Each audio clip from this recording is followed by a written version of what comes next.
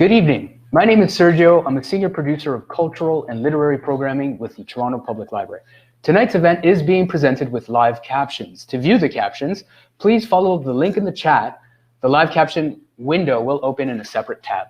Before we begin, we'd like to acknowledge the City of Toronto, including all 100 branches of the Toronto Public Library, are situated on Indigenous land and dish with one spoon territory.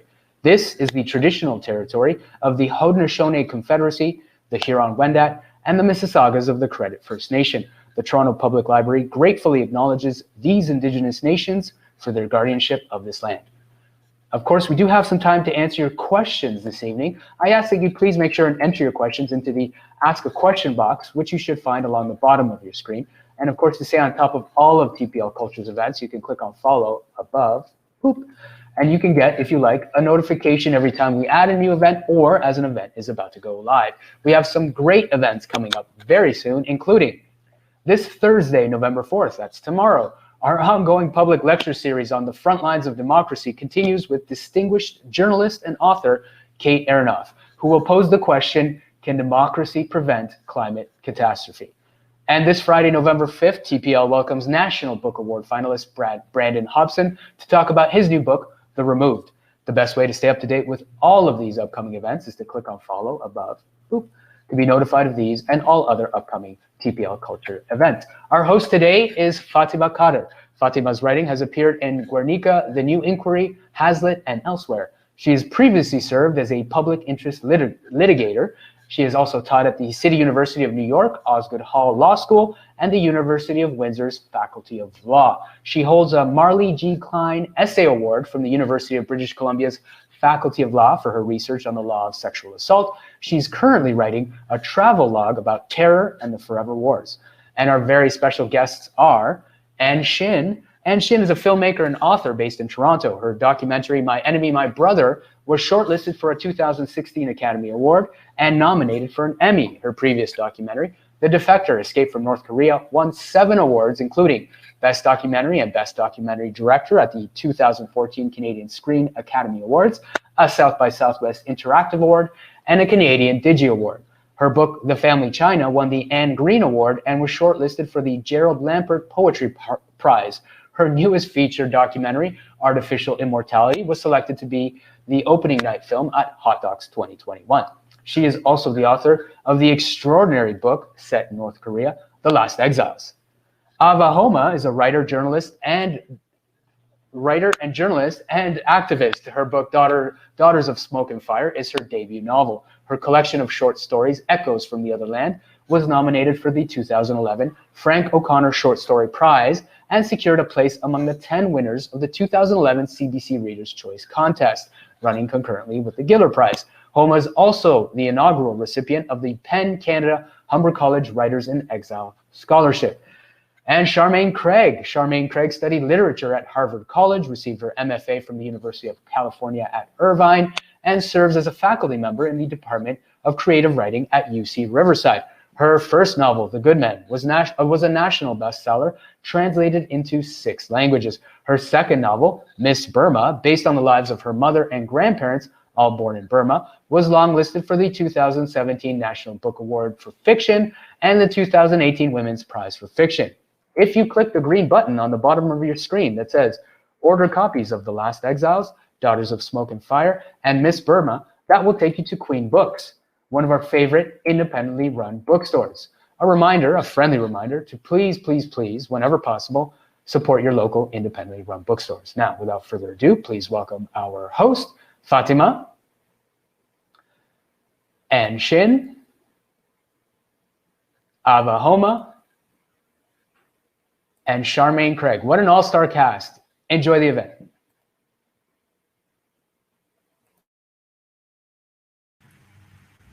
Hi, everyone, and thank you, Sergio, for that introduction, and also for having, curated this panel and having put all of us in conversation with each other in these 3 really remarkable books.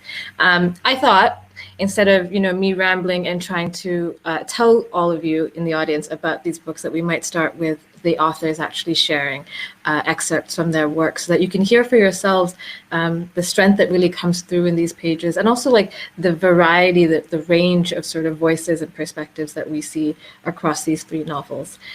So I'm just going to go in alphabetical order. And do you want to start us off with The Last Exiled? Sure. Thank you, Fatima. I'll read from early on in the book. It's when Shin has done something that has caused him. He was in an altercation with officials, and he got injured, and he's got a big bruise on his face, and he makes it back to his university, where everyone is wondering what happened to him, and he can't tell them because he's on the run now from the officials. So he's in the dark room with his girlfriend, Suja, and she's printing some photos, but she wants to ask him what happened, but is also worried and fearful of asking him what happened. The shadows on the print paper had coalesced into rows of women wearing traditional gowns, their heads bowed to the ground, striped sashes spilled out over the fabric of their gowns. "How's the composition?" she asked. "It's good." "You're not looking." "Sorry." "Oh, forget it." Suja reached past him, her arm brushing against his ribs as she grabbed the tongs. "Blow on this to help it dry. If I'm late again, Appa will find out." She turned toward another vat, then paused mid-step. "And what really happened to your face? Who would do that to you?" She dropped another print into the stop bath and waited for him to reply, expecting him to tell her what happened in Kangye. But in the extended pause, the mood in the room shifted. "Suja, if anything should happen to me, nothing will, but if one day something could happen..." She turned slowly to look at him. "What happened?" "You should know that the most important person in my life is in this room with me right now."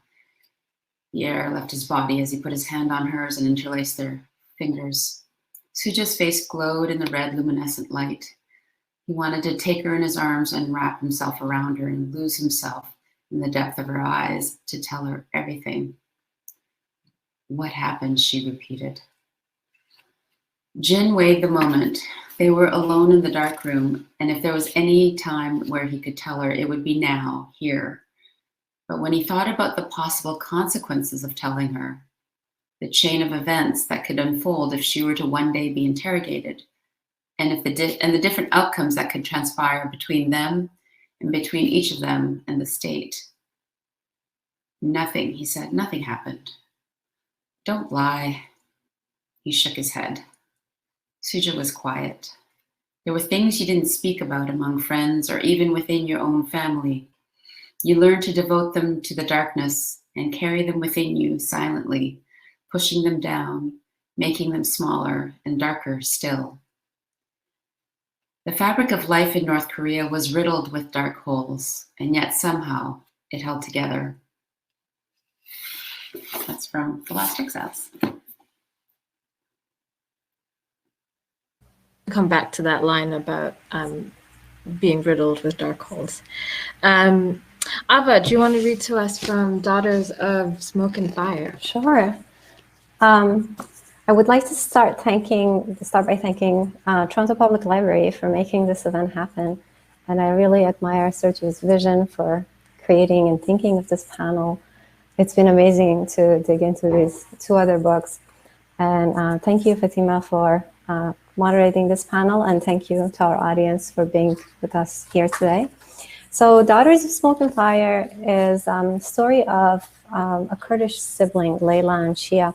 It's mostly Layla's story. She dreams of becoming a filmmaker like you, Anne, but she has a lot of obstacles piling up in front of her, and all sorts of injustice and geopolitical oppression. And while she's trying to figure out her way in life, her brother, who is more of a political activist, disappears.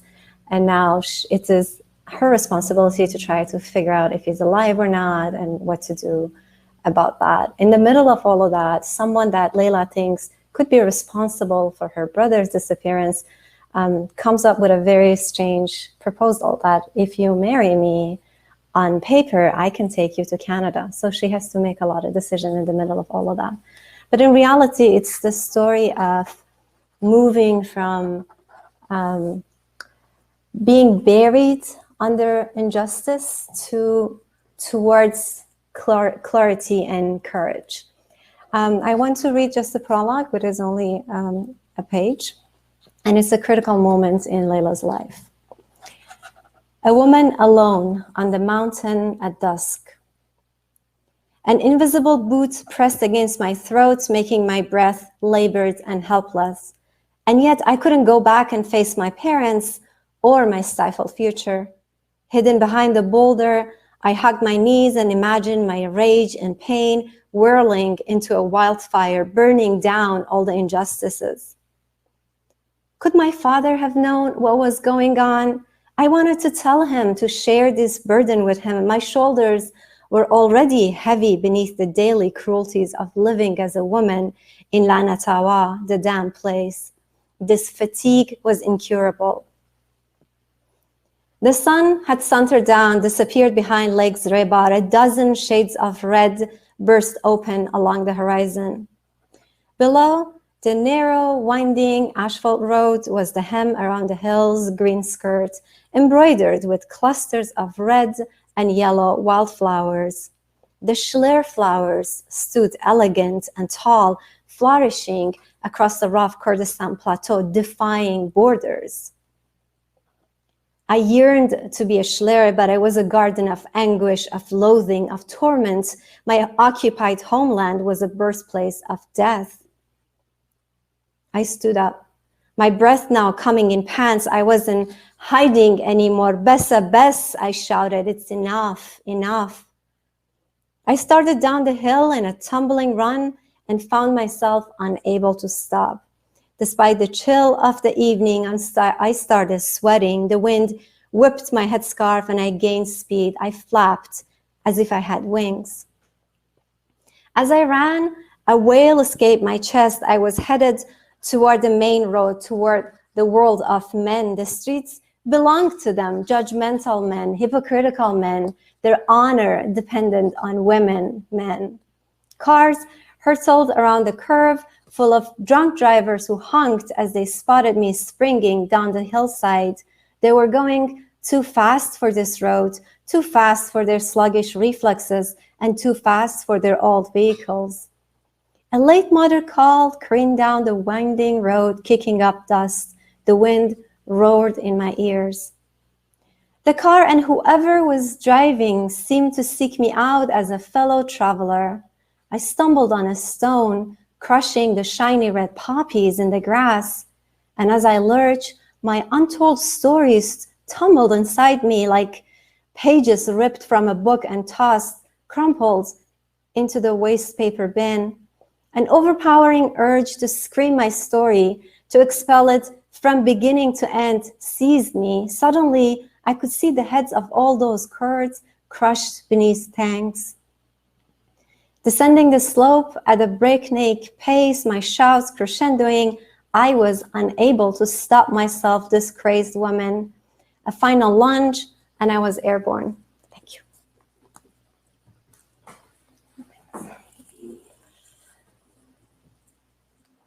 Fatima, I think you're muted. You would think after 2 years of a pandemic, I would have figured out how to unmute myself. I was just saying that the prologue is so powerful, and to hear you actually read it in your own voice just adds to that sense of the way the story is starting with so much. And then we have Charmaine with Miss Burma.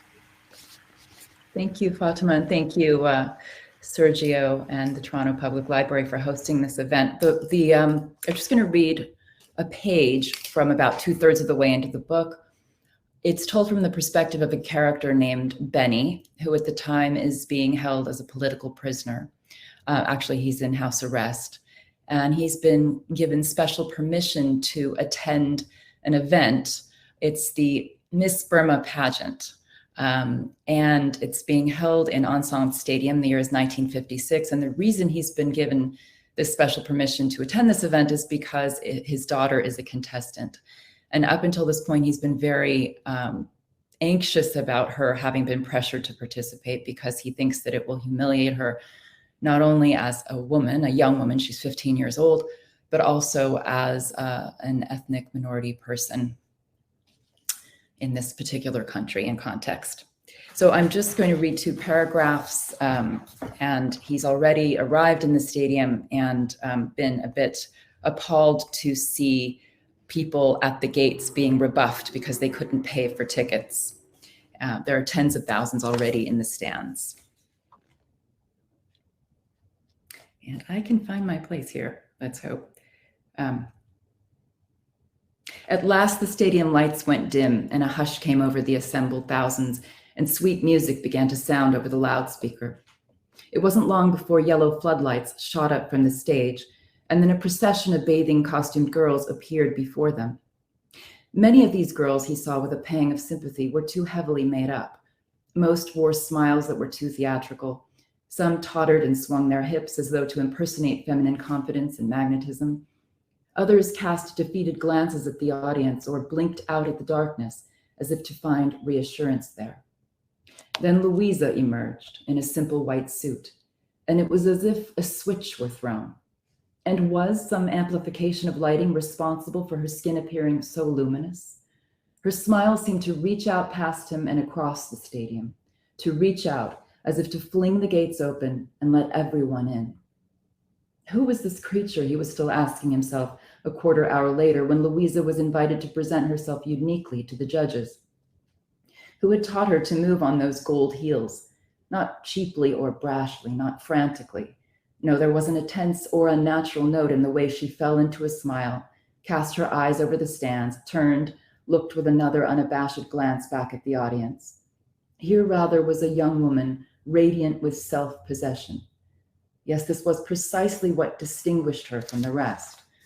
Not the mechanics of her beauty, the way her eyes were set above the sculpture of her cheekbones, or the voluptuousness that Benny preferred not to notice.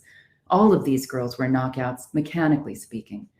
Rather, what distinguished her was what she did with her looks, disregarded them, so that the outer luminosity gave way to a more resplendent inner one.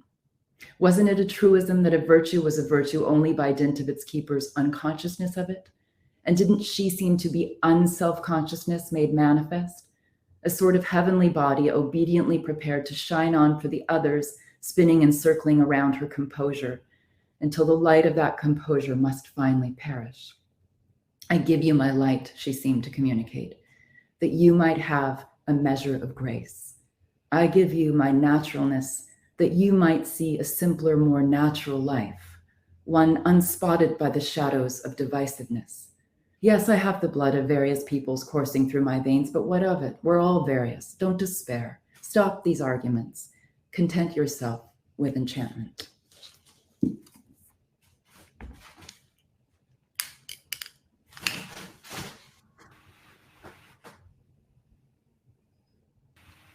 Thank you for that, Charmaine. I'm really grateful for the 3 passages each of you has chosen as your excerpts to read, because I think they each provide a really beautiful and, what's the word I'm looking for? Well, let's say beautiful entry into what these books are about. And I wanted to make them maybe a little bit more explicit and ask you about your titles. And as sort of a broader conversation about, tell us what your books are about. You know, we have, for example, in Daughters of Smoke and Fire, we have this title that is incredibly evocative. Could we start, Ava, with you telling us about who are these daughters and what is the smoke and the fire that this book references? Absolutely. Well, first of all, I have to give credit to my lovely editor, Jennifer Lambert. I initially called this book Warrior Butterflies because I was looking at the contrast between the delicacy of a butterfly and the warrior spirits that could be within us if we look. But when she came up with a bunch of titles, I liked Daughters of Smoke and Fire the best because I thought it really represented the movement from smoke, when you lose clarity, when you can see only this much ahead, to actually making your way toward the source, which is the fire. And if you can make that fire lit again, then instead of all that smoke and everything that comes with the smoke, including like difficulty breathing, instead you would have warmth and you would have light. And that was the thought behind Daughters of Smoke and Fire. And in terms of daughters, why daughters? A lot of time what happens is when you live in a very oppressive environment, then homes can become small microcosms of what goes on outside of the home. I don't want to generalize that. There are always intentions of making home more loving than what goes on outside, but we do subconsciously repeat what we've grown up with. And so if you're not your parents' daughter, whose daughter are you? If your society is so patriarchal that even your mother tries to protect you by oppressing you, then you only are daughter of the nature of what's ahead of you, maybe your own daughter in that sense. And I see in your comments about moving towards the source of the fire, towards that warmth, some resonance here with what Charmaine's passage talks about, which is the idea of a luminosity that can guide one towards grace, even in the face of fairly extreme division.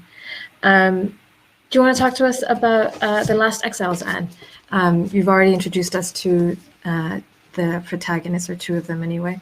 Are they the exiles? Where are they exiled from? Who was exiled, if any, after them?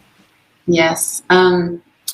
So Jin and Suja are North Korean residents, and they have a promising life ahead of them at one of the most prestigious universities in Pyongyang. But Jin does something rash, and that changes everything for each of them, and they end up separately on a 3,000-mile journey to freedom. It's an epic journey. And there have been upwards of hundreds of thousands of North Koreans who have made this journey, and they've been helped by different people on the way. And I have to credit my editor too, Erica Imrani, who came up with the title after we wrestled with it for months and months and over a year. And she thought it was apropos because what happens is Jin and Suja, as they're escaping and they're underground in China, trying to escape being deported back to North Korea, they learn that the leader Kim Jong-il at the time has died, and he was the author of their fate. It was because of him that they had to escape their country in the first place. And they thought, it was just this moment of like everything being brought to zero. Like if only they were still back in the country, if only Kim Jong-il hadn't existed, you know, what would their life have been like? And they hope that they would be the last exiles who would have to leave North Korea. But of course we know they are not. Right. I appreciate that sort of like self-reflectiveness in that title, that this is aspirational, and that it feels like a very difficult hope to hold on to. Charmaine, in Miss Burma, you've introduced us to Louisa and to Benny, really, who is our first introduction into the book. And you've talked to us a little bit already about this pageant. Why title the book after the pageant, or after the character who wins Miss Burma? Well, I should say that the character of Louisa, Miss Burma, is based on my mother. She was born in Burma. Her name was Louisa. I was born in the United States, and I knew a lot about her life. But I have to say, she remained a sort of mysterious, as close as we were, she was a very mysterious figure to me, in part because whenever we would meet people from Burma, they would use these terms in sort of all but fall on their knees when they talked about her, not only as a revolutionary, because she was also that, but as Miss Burma, a big celebrity, of the most famous woman. So, whereas the mother I knew was very private, hated to be in the limelight, sort of almost did everything she could not to sort of disappear herself physically, definitely didn't emphasize the importance of looks in our household. It was sort of the opposite. And so I kind of, the mystery of her, of how she could have come to be in this position, and represent what she would, also in a country that, you know, where her ethnic group, the Karen people, were so discriminated against. How did that work? So I titled the book Miss Burma, and begin the book. Actually, there's another, a scene, the Miss Burma pageant opens the entire book in the prologue through her perspective. And then we leave it and we go back to her parents. And it sort of begins to answer the question of how she landed in this role. So that's partly why I wanted to frame the book with the mystery and the enigma of this figure of this girl as Miss Burma. But also I meant the title in a different sense, sort of missing a Burma, a pluralistic Burma that might have been. It's a country that is rich not only in natural resources, but an incredible diversity of peoples. And it's sort of had these near misses with, again and again, with like these almost democratic moments and almost pluralistic moments. And I meant to, again, evoke that. It's one of my first questions always, or not first, because I read the book and then I always am very curious about how titles are made. I feel like that there's such a power that a title holds, and like hearing your stories around how you came to these titles enriches my relationship to these books. So thank you for sharing that. Charmaine, I think your comments about, you know, Louisa being based on your mother and her experiences in Burma are a great segue into my next question, which is about each of your relationships to the work that you're writing about. So not just the book itself, but even the process of writing it. So you've talked, Charmaine, for example, about how this book is based on your mother, your grandparents, and I know your family is from South Korea.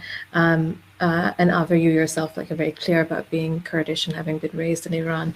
And I think about myself, and like, you know, when I write about specifically, for example, Sri Lanka, which is like where I was born and occupies a lot of my thinking, that, you know, it can feel a little bit difficult almost to write about the places that you are so closely connected to, that there is this access that you have in terms of intimacy, a kind of intimacy that perhaps a journalist coming from outside might not have, but also for myself anyway, a sense of like responsibility that feels very different in terms of who am I accountable to, how do I relay these stories back to the people that I'm writing about, and the idea of like myself as insider outsider can be a bit paralyzing.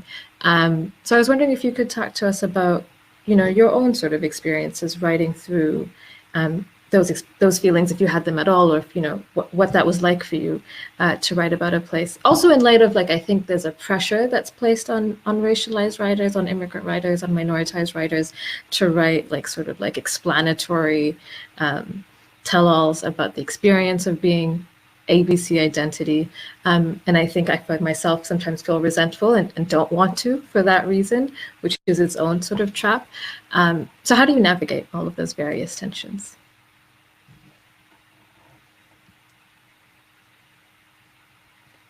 Anyone can go first, or I can choose at random.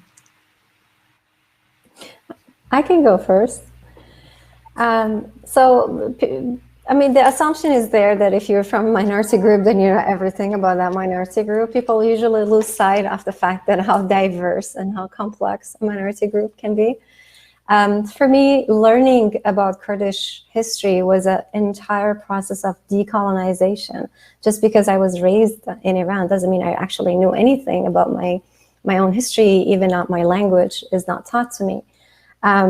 So this is what oppressors do. They try to physically erase you, right? So there's this acts of genocide, imprisonment, torture, execution, all of that. But alongside that, and sometimes slowly after that, they start this process of denying your existence. You don't exist. You're just another blah, blah, blah, right? You're not independent. You don't have an independent history or culture. You're just a small portion of us. You are who we tell you you are. And in the kindest way, that would be, yeah, you're part of us. In the most brutal way would be to label you and to demonize you and to present you as a threat to the rest of the people in there. And so in this process of denial or defining you the way they are, you're kind of lost. For me, knowing what it's like to be Kurdish, which Canada offered me the opportunity to do that actually, was the reason. One of the reasons this book took me 10 years was there was so much I had to figure out. And even though I try to decolonize myself as much as I can, I'm not purely, not assimilated. So this was the whole process. And then now that I live in exile, it's now safe for me to go back. How can I write about a place that I can no longer visit? And so really, how intimate am I to these things?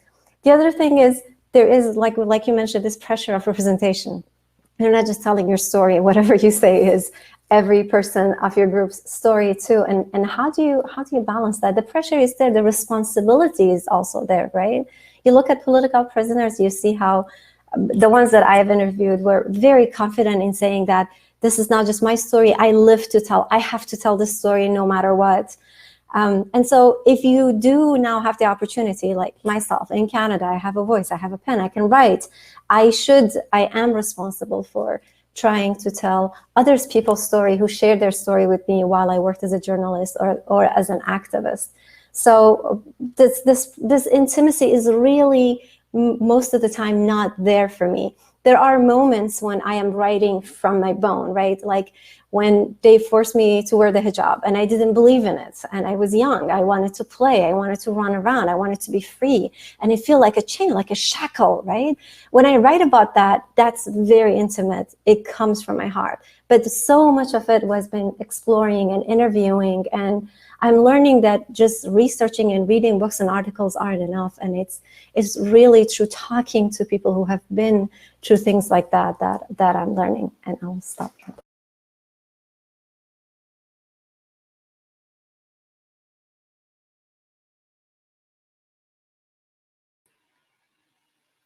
I guess yeah, it's interesting. I mean, there's lots to go. There's like talking to people and stuff.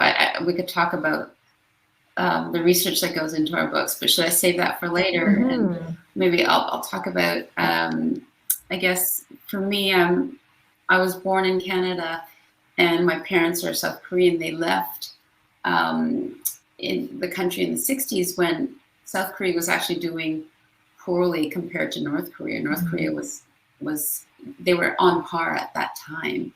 And so writing this story was about trying to traverse the sense of dislocation that I have as a child of immigrants. And I think many of us who are children of immigrants, we feel like we have this history that is our heritage, and yet we don't have it's not embodied. We don't have a visceral sense of it. And so I wanted to get deeper at it, because despite the fact that we don't embody our heritage, we still, I think, in many other ways, we carry the spiritual legacy. It shapes who we are in untold ways. And so, yes, researching and meeting North Korean defectors and deciding on telling that story was because the journey that many North Korean defectors undertake is one that's really harsh and extreme, and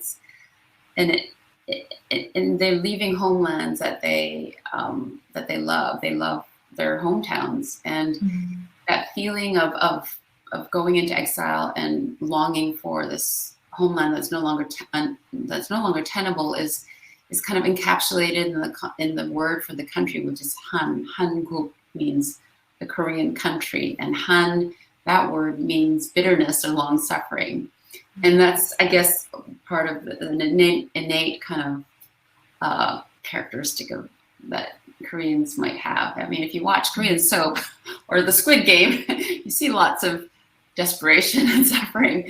And so in some ways, my family heritage, I found that because of what I had learned from my parents and my aunt and uncle who were North Koreans and what they had gone through under the war, I felt I really resonated with the story of North Koreans today. And that's how I ended up wanting to tell this story, feeling very passionate about it.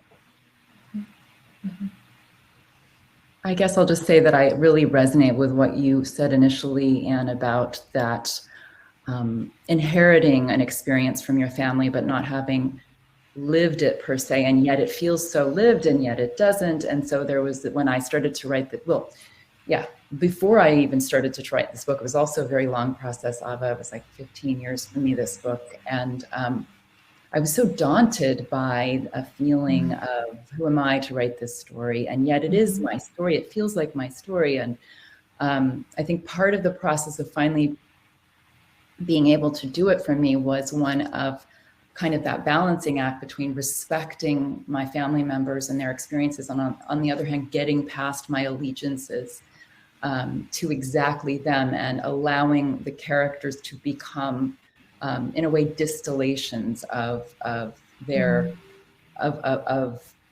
their greatest sort of struggles and internal conflicts. And so the book itself was a sort of dance between my own feelings of duty and responsibility to the vanished story of the Karen people, really, and of Burma, that I was slowly becoming a master of, without meaning to, but just by dint of writing the book, feeling like I had to get it out there because it really didn't exist anywhere else in fiction or non-fictional form. A dance between that sense of duty and also my duties to myself as a literary fiction writer, which that's a very different duty, because the aims of fiction for me are not necessarily utilitarian. It's more about evoking the human experience, which is one of conflictedness and complexity and no answers and a lot of mystery and confusion. And so that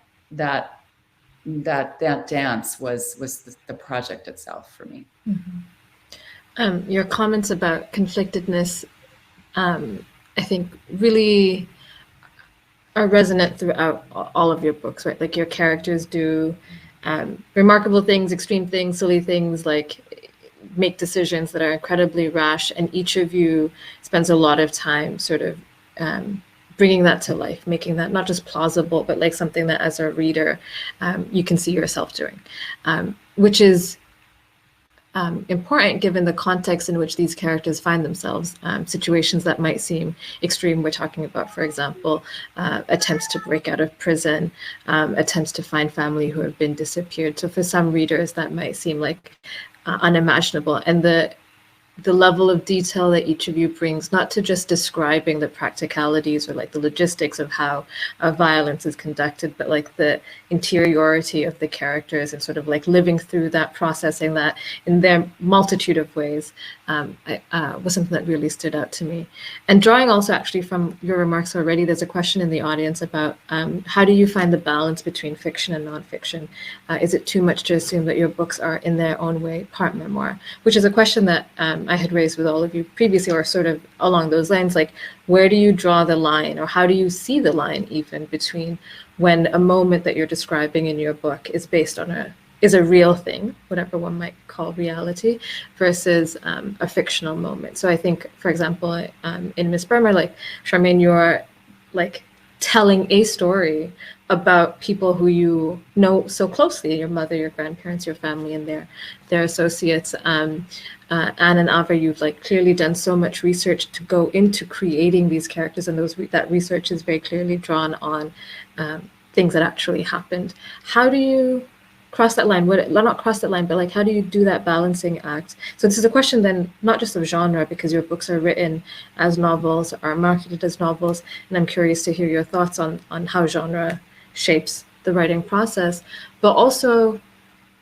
what are the ethics that come into writing about a thing that is real, writing a thing that is not real about a thing that is real, like that relationship to the importance of fiction, of the literary arts in relation to history and politics. And this time, maybe I'll randomly select Anne. Do you want to start us off? Sure.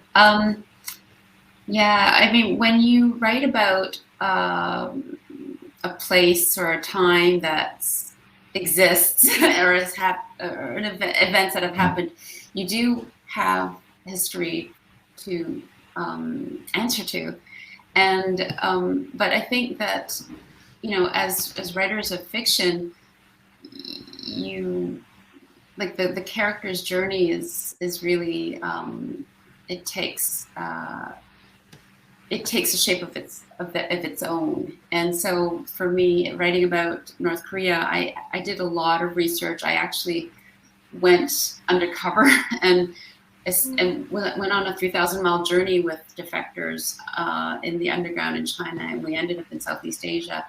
And that lived-in experience, sitting in safe houses and eating bowls of noodle soup together, riding buses, deathly afraid of being asked for ID, not speaking so that they don't see that we are not Chinese. Like all that kind of lived experience really helped me bring to life the life of Jin and Suja and the journey they undertake. I mean, I don't think every writer has to do that. You don't have to, but I was just privileged enough, fortunate enough to have been able to have gotten that experience. And so I'd say that, there are themes like trafficking of women, North Korean women in China, or various moral dilemmas that Jin and Suja each face that are culled from my research, but their individual arcs are completely unto themselves, because it's, writing fiction is an alchemy of the writer's own personal truths. And, they're the questions they're trying to decode, as well as universal themes. And so hopefully that's what the readers resonate with, not just the verisimilitude, but the universal truths that we're each trying to get at. Yeah. Ava?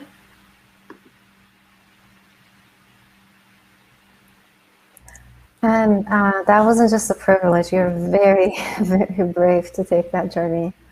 I know what it's like to be so afraid of being checked for ID. Fatima, that question is really $1 million question, and I grappled with it for a long time when I was trying to decide which medium I'm going to use to tell this story.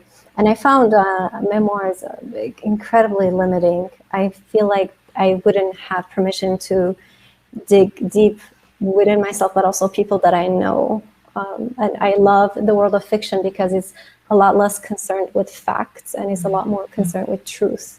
So now, after all these years, when I write fiction, I am only thinking about the craft and what's organic to the story. And it no longer matters to me if this happened to me or someone I know, or it didn't happen to me. I don't like the word reality because we like to pretend it's objective, and it's not. So much, even within our own life, our perception of reality changes based on what happens in your body, based on trauma, based on age, based on environment, based on people you hang out with, right? Your reality change. I mean, look at our world.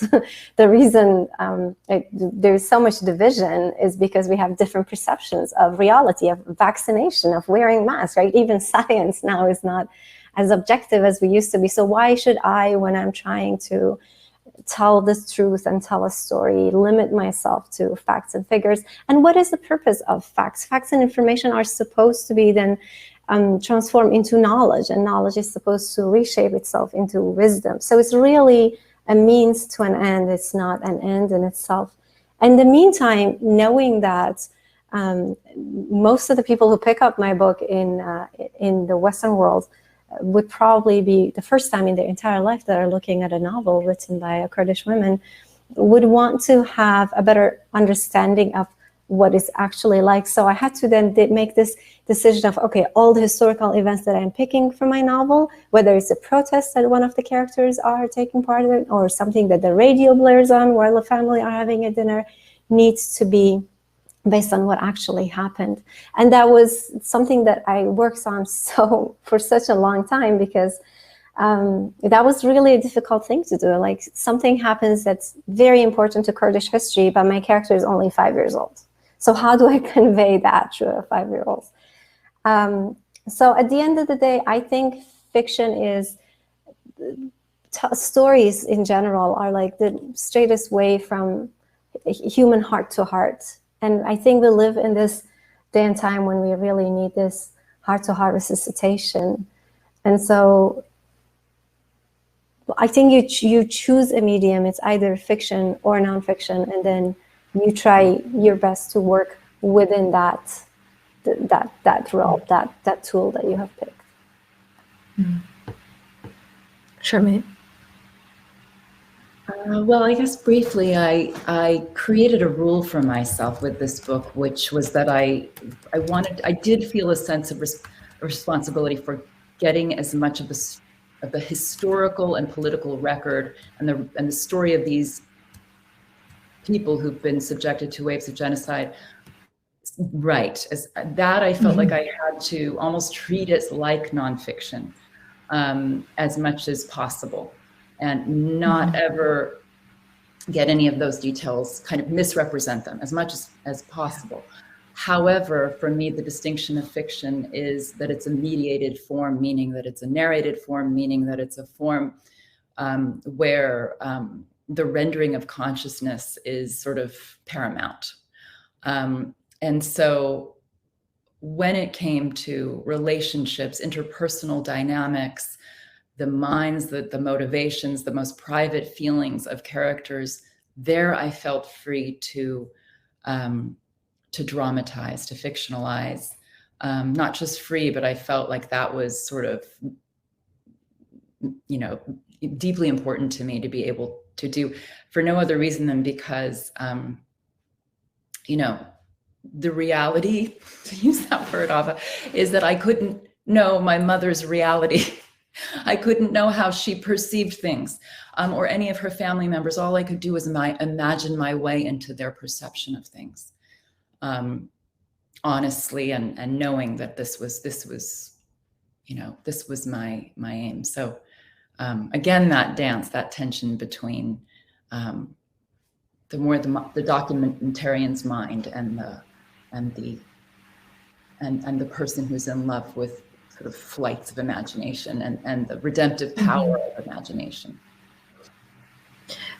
The ways that all of you have talked about writing, to me, sound also like a certain practice of reading, right? Like you are reading your mother's life, you are reading your travels through North Korea, you are reading the journalistic accounts that you are encountering, which is to say that reading is an active practice, right? Like you see a word and you imbue it with the meaning that you have sort of gathered from your own lived experience. And so I was wondering if you could talk to us about what, in fact, then the actual readership of your book has been like for all of you. So there's already been, I think, a few comments in our discussion so far about what these books might mean to Western writers, to Western readers who may not know very much about the context that you're writing about. For example, like Ava says, like maybe this is the first time you've read a book by a Kurdish woman, or when Charmaine mentioned earlier that like the history of Burma is like something that is actually not well known, or well understood or well documented. What was that like? Like what do you want for your readers to take away from your books? And do you see differences in reading practices as between readers in the West and readers in the global South, or readers in the places that you're writing about? Ava, do you want to start us off? That's another great question that I'm really still trying to figure out the answer to. I feel like as a collective species, we need to be able to enlarge our capacity to bear witness to each other's suffering. I feel we suffer from the tendency to look the other way.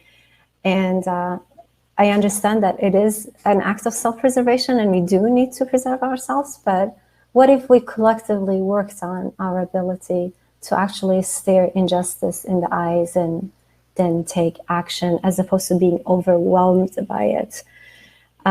So it is certainly a value to have empathy and to see how other people around the world, what they're going through, it resonates so much. I mean, look at these three authors, these three books, right?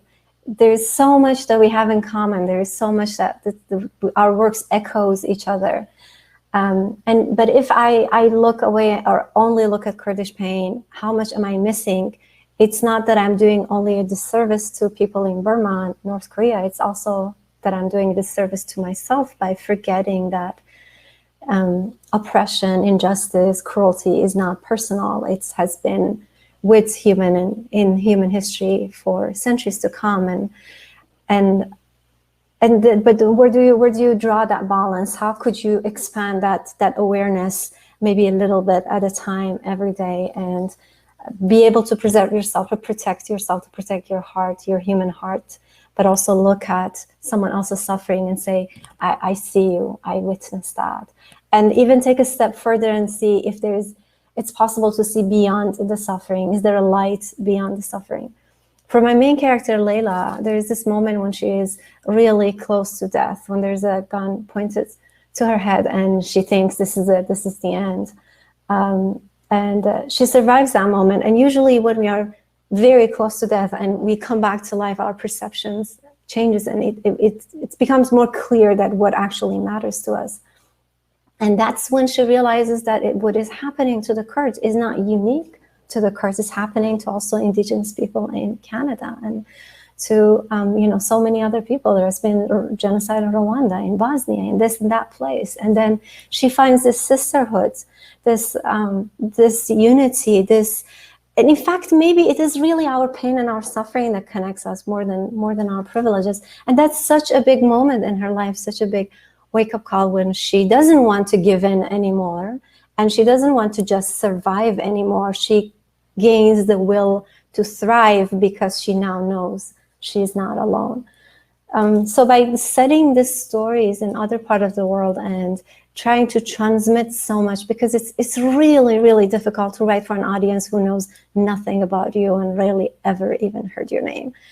And to even choose fiction for that purpose, because in fiction you can't explain, you can't have endnotes or footnotes, and you should only say what your characters would say, and your characters want to say things that they already know, right? So when these books are there and they give us the opportunity to travel the world and understand the world and understand ourselves better by reading a book set in Asia and in Africa, why not? Why not take advantage of that opportunity? And I know we live in a world where media likes to repeat the same story, where our brain even is wired to like to repeat the same things over and over. I know we don't like necessarily to be challenged. It hurts our ego.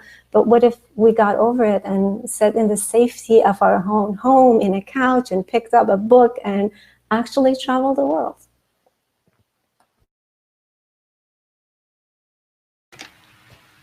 Thank you. Charmaine, do you want to? Well, I do want to invite Anne if you have anything really, that you want to share, because maybe I don't have. I'm pausing because I think, with your question about how have people, let's say, in my case in Burma, received the book, I felt surprised that it was translated, to be honest, into Burmese. Shocked, but I haven't had a ton of feedback about the reception. I know it went into a second printing. I know a lot of people have reached out in positive ways to me, but I don't necessarily know.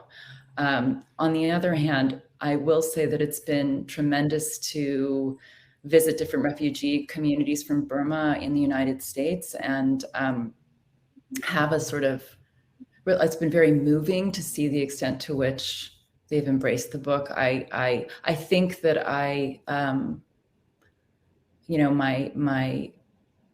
from my frightened perspective, I was afraid of being seen as a sort of almost like a conqueror coming in and claiming the story or something. And it's been exactly the opposite. It's sort of been received as a gift, which is how it was intended. Well, not partly, for sure, absolutely, by my family, for example, or the Karen community, the Burmese refugee community, and so that's been lovely and a relief.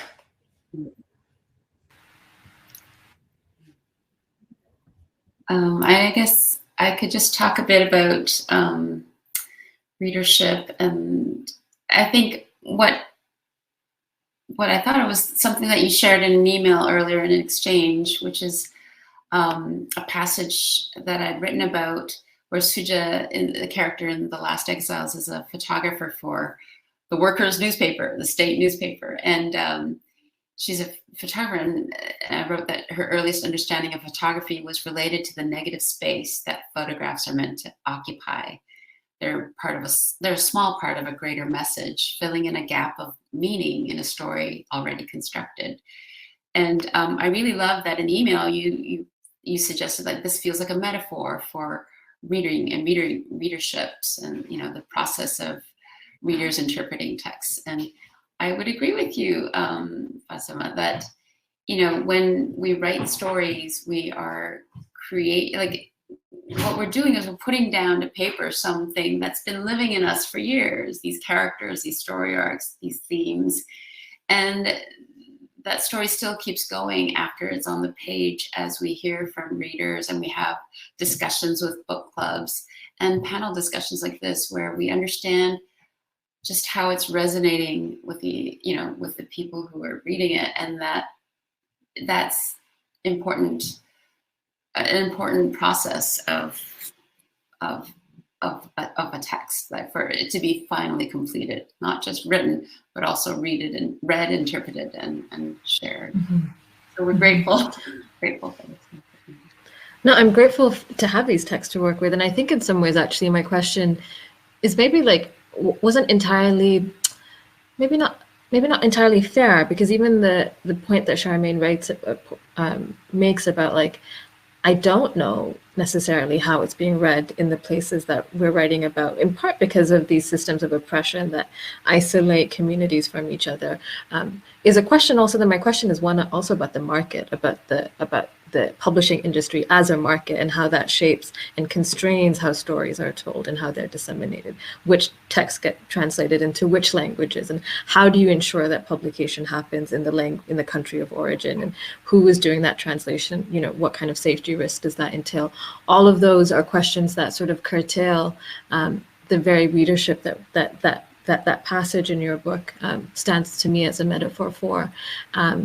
I know that we're short on time, so I think that one of the last things I want to say, and then I have a closing question for you, is even on this question of these gaps, in these gaps in, not gaps, but the way that the reader reads themselves into the book.